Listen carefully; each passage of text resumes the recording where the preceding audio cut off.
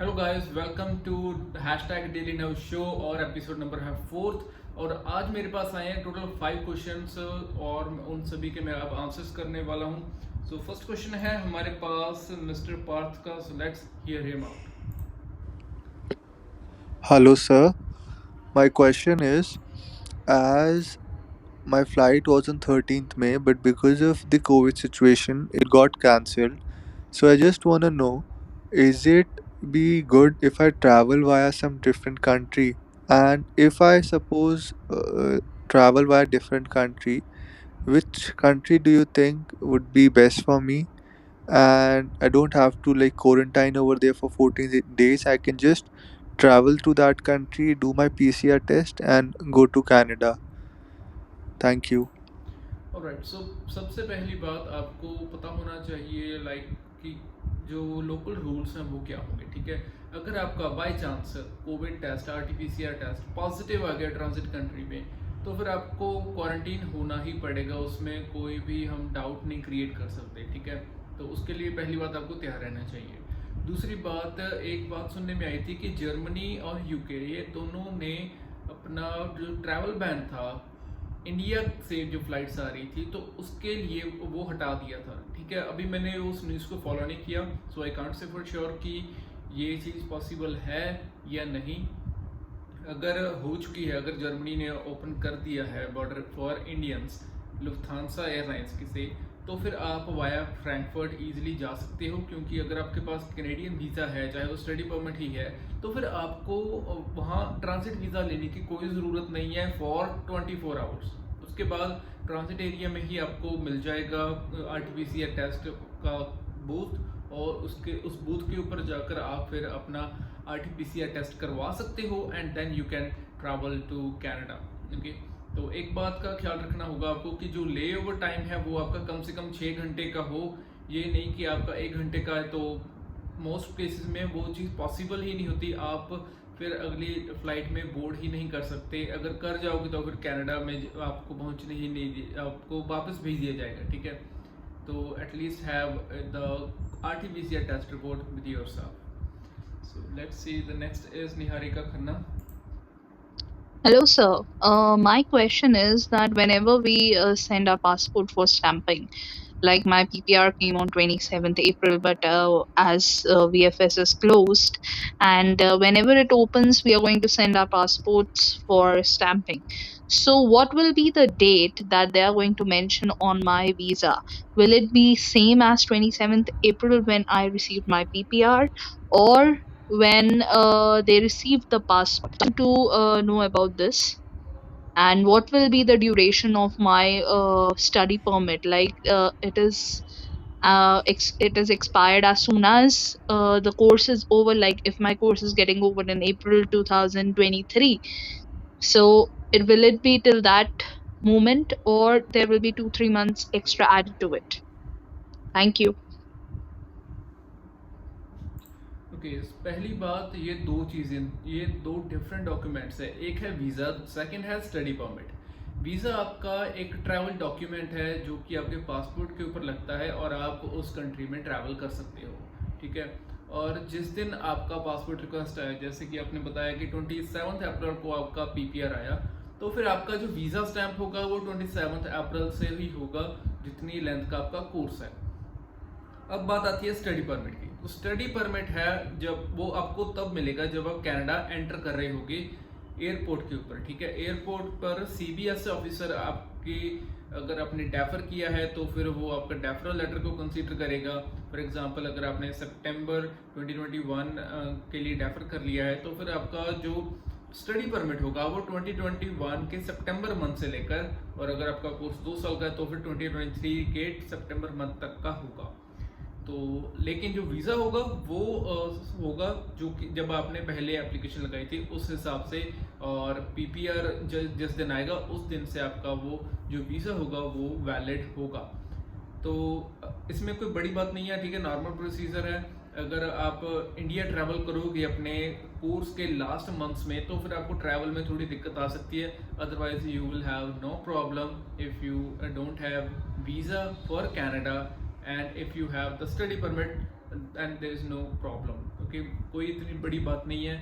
आपके पास study permit तो होगा लेकिन वीज़ा नहीं होगा। वीज़ा आपका ट्रैवल डॉक्यूमेंट है, स्टडी परमिट आपका वहाँ कनाडा जाकर आपका परमिट होगा कि हाँ आप ऑथराइज्ड हो वहाँ पर स्टडी करने के लिए फॉर द टाइम। अगर आपका वीज़ा एक्सपायर भी हो जाए still no issues.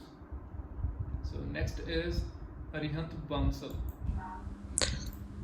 So, sir, when will VFS open?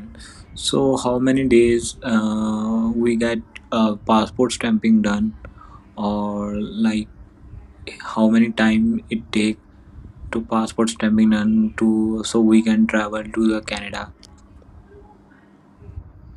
Okay, so travel करने से पहले आपके पास पीपीआर होना चाहिए, और पीपीआर के बाद वीएफएस जैसे सभी को पता ही है कि बंद है। जब भी वीएफएस ओपन हो गया सो आई बिलीव कि 7 से 21 दिन का टाइम पीरियड आप फिर भी मानकर चलो जो कि पहले था, ठीक है। 7 दिनों से लेकर 21 दिन तक का टाइम पीरियड लगता था पहले भी और अभी भी लगेगा, क्योंकि सिचुएशन तो वही है, कंट्री वही है, कुछ भी नया तो आया नहीं है। सो 7 to 21 days is what I can think of. Next is Akshay Patel. Good morning sir. मेरा जो कोर्स है मैं ऑलमोस्ट 50% इंडिया में ही ख़त्म कर चुका हूँ।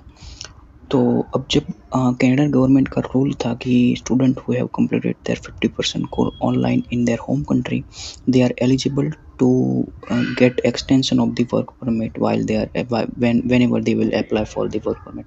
सो क्या मैं उसके लिए एलिजिबल हो जाऊंगा? अगर हूँ तो मैं कैनेडियन गवर्नमेंट को कैसे ये बता पाऊँगा कि मैंने ऑलरेडी अपना 50% कोर्स है वो ऑनलाइन मेरी होम कंट्री में ख़त्म कर दिया है, और आपके जो रूल्स है उस हिसाब से मुझे ये 50% जो एक्सटेंशन था जो टाइम पीरियड का वो मुझे मिलना चाहिए। तो मैं कैसे उन लोगों को बता सकता हूँ? Thank you. सबसे पहली बात, आपको एक्सटेंशन नहीं मिलेगा, ठीक है। 50% कोर्स जो रूल था, मैं अभी ओपन कर ही लेता हूँ। तो इसमें जो रूल बताया हुआ है कि आपकी कितनी स्टडी PGWP के टुवर्ड्स काउंट होगी। सो ये है 100% of your studies online from outside Canada. अगर आपने स्प्रिंग 2020 से 31 दिसंबर 2021 तक जो भी आपने स्टडी की है, चाहे आपका कोर्स पूरा हो चुका है, तो आप 100% एलिजिबल हो। यानी कि आपके कितने मंथ्स बने, स्प्रिंग 2020 लाइक मार्च अप्रैल से शुरू हो जाता है, ठीक है। तो अप्रैल 2020 से लेकर 31 दिसंबर 2021 तक अगर आपका 100% कोर्स पूरा हो चुका है तो आपको इतने ही टाइम का work permit, post graduate work permit मिलेगा। और उसमें है कि अगर आप 2 प्रोग्राम कंप्लीट कर रहे हो तो भी आप 100% और आपने कर लिया है with in this time frame, ठीक है। कि आपके जो सेमेस्टर शुरू हुए थे वो मार्च 2020 में हुए थे और फॉल 2021 तक जितने भी आपके सेमेस्टर्स थे वो शुरू हुए थे, और 31 दिसंबर 2021 तक अगर वो ख़त्म हो जाते हैं तो फिर आपको कोई प्रॉब्लम वाली बात नहीं है। आपका सारा time period post graduate work permit के लिए एलिजिबल होगा। और इसमें एक बात और बताई हुई है, सबसे कंडीशन ये है कि आपका जो DLI है वो एलिजिबल हो, ठीक है। और सेकंड चीज़ है कि आपका जो कोर्स हो वो एटलीस्ट 8 मंथ्स का होना चाहिए, ठीक है। अदरवाइज 8 मंथ से कम का है तो फिर आपको वर्क परमिट नहीं मिलेगा। 8 मंथ्स का स्पेसिफिकली बताया हो तो फिर आपको 8 मंथ्स का मिलेगा। 1 ईयर का है तो फिर आपको 1 ईयर का मिलेगा। 2 इयर्स का कोर्स है तो फिर आपको 3 साल का वर्क परमिट जो है वो आपको मिलेगा। तो इसमें बात ये आती है कि जिन्होंने आउटसाइड शुरू किया था क्या उन्हें मिलेगा? यस मिलेगा। स्प्रिंग 2020 से फॉल 2021 के बीच आप अगर आपने स्टडी स्टार्ट की है so you will be allowed for the post graduate work permit 31 दिसंबर तक, जो इस बार के रूल हैं, अभी आज के जो रूल हैं उस हिसाब से। अगर कल कोई रूल चेंज हो जाए so I can't say for sure. और इसका जो लिंक है वो मैं डिस्क्रिप्शन में भी दे रहा हूँ, so you can just check that out by yourself. Next is, let's see.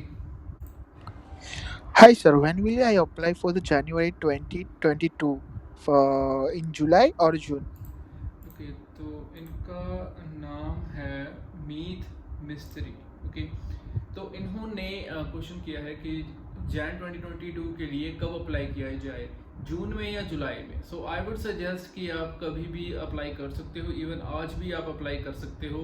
आपका मेडिकल पहली बार कंप्लीट होना चाहिए, ठीक है। सेकंड, आपके अगर BFS खुलते हैं, ठीक है, आपके नहीं, जब भी IRCC के या वीज़ा एप्लीकेशन सेंटर जब भी खुलेंगे तब आपका बायोमेट्रिक होगा, तब उसके बाद ही आपकी जो फाइल है वो कंप्लीट मानी जाएगी, तब तक आपकी फाइल को कंप्लीट नहीं माना जाएगा। तो पहली बात, मेडिकल पहले आपके पास होने चाहिए, ठीक है, आपके पास लैंग्वेज रिजल्ट्स होने चाहिए, तो आप अप्लाई कभी भी कर सकते हो, there is no issue for that. So that's all for right now. और अगर आपका कोई भी क्वेश्चन हो तो please click the link in the comments, वहाँ पर लिखा हुआ है anchor.fm वाला लिंक है, so you can send your voice and the limit is just 1 minute, so I believe that you can easily send that via voice। तो फिर मिलते हैं जी कल 8:30 बजे। So that's all for right now।